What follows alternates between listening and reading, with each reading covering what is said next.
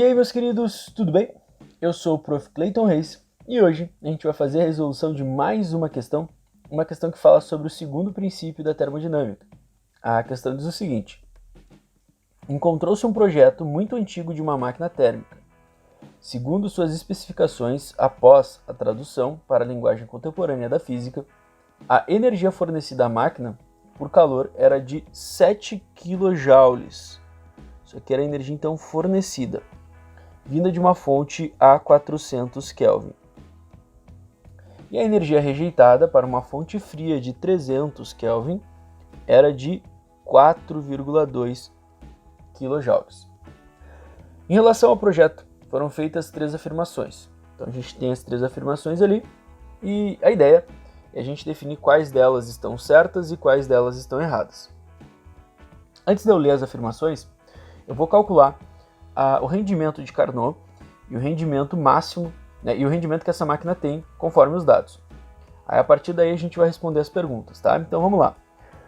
O rendimento de Carnot, lembre, serve para eu definir qual é o valor máximo de rendimento que essa máquina pode ter. Ele não é necessariamente o rendimento que a máquina está tendo, mas é o valor máximo que ela pode ter. E para eu calcular, eu faço 1 menos a temperatura da fonte fria sobre a temperatura da fonte quente. Então vai ficar 1 menos temperatura da fonte fria 300, temperatura da fonte quente 400. Sempre em Kelvin, né?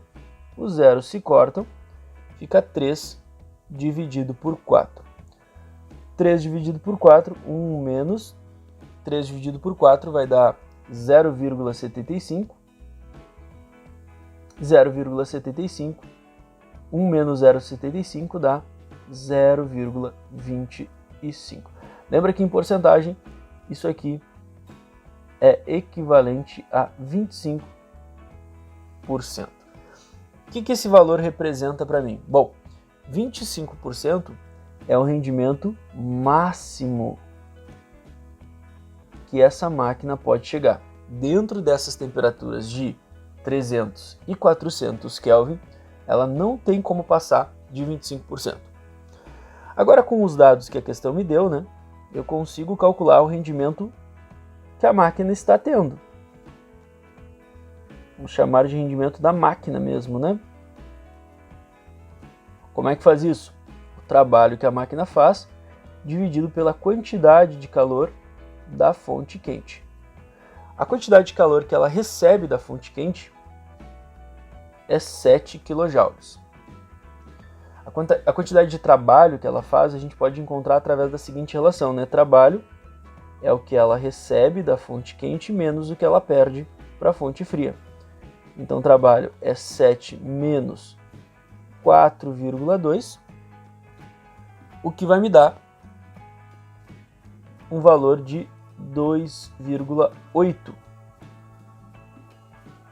kJ. Esse é o trabalho que ela executa aí, né, de acordo com os dados que a questão me deu. Esse é o trabalhinho que ela faz. Para calcular o rendimento, então, a gente vai pegar e vai dividir 2,8 por 7. 2,8 dividido por 7 me dá um rendimento de 4.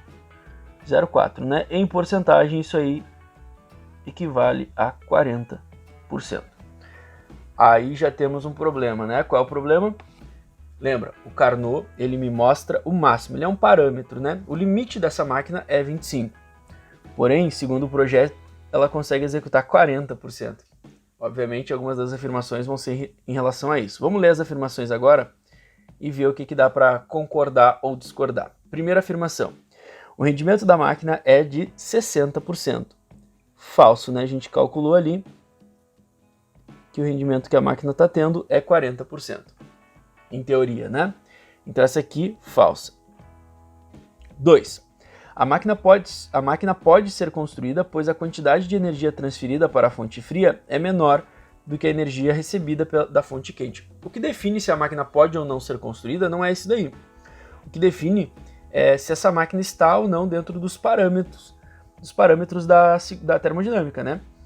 E pelo que a gente está vendo aqui, ela já não está nos parâmetros, porque ela me promete um rendimento que excede o limite.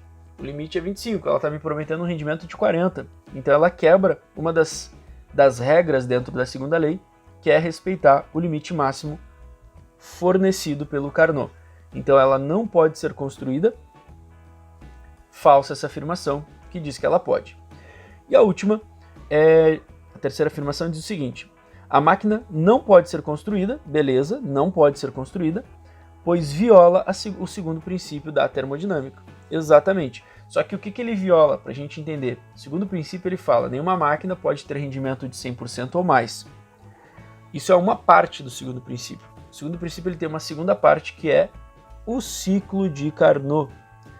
Então, além de nenhuma máquina poder ter 100% ou mais de rendimento, nenhuma máquina pode exceder o limite fornecido pelo Carnot. Lembra, o Carnot é um ciclo ideal que me mostra sempre o limite, o rendimento máximo da máquina dentro dos valores que a gente tem de temperatura para as fontes frias e fonte quente. Então ela se perde, né, na segunda parte da lei, que é o ciclo de Carnot. Olhando as afirmações, então, somente a 3 está correta, né? Dentre elas, fica a alternativa, a afirmativa 3 está correta, fica a alternativa C para essa questãozinha aí. Bom, espero que vocês tenham gostado, espero que vocês tenham entendido. Muito obrigado por assistirem até aqui. Fiquem ligados aí nas próximas resoluções. Era isso. Bons estudos para vocês e tchau, tchau.